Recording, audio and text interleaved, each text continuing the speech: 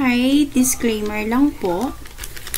Hindi po ako expert sa usaping ito. So, I'm just sharing my experience with regards to this topic, which is SSS Loan Penalty Condonation Program. So, magbibigay ako ng example since na-experience ko naman to. Ano nga ba yung SSS Loan Penalty Condonation Program, or they simply called as Consul Loan?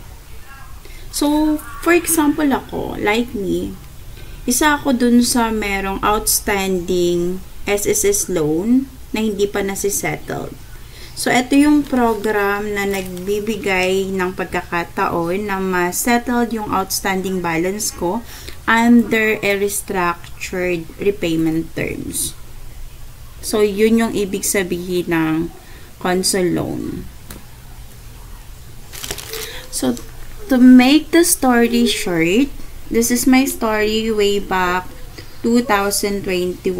Bali, nagkaroon ako ng SSS loan. And that is 24 months to pay dun sa previous company ko. So, from 2021, 2022, 2023 of March, yun yung pinaka-due date ko. 24 months to pay. Unfortunately, 2022 pa lang ng July, nag-resign na ako sa company ko. Tas hindi na siya nahuhulugan yung monthly payment ko, baliwala ng hulog yun. Tas nung lumipat ako sa bago kong company, tinry ko naman siyang i-apply, but then ilang months nang nakalipas, hindi pa rin nagre-reflect yung utang ko na dapat pinuhulugan na ng bagong company ko. So, yun yung ginawa ko dito para ma-settle ko yung balance ko. Nag-apply ako ng Consul Loan.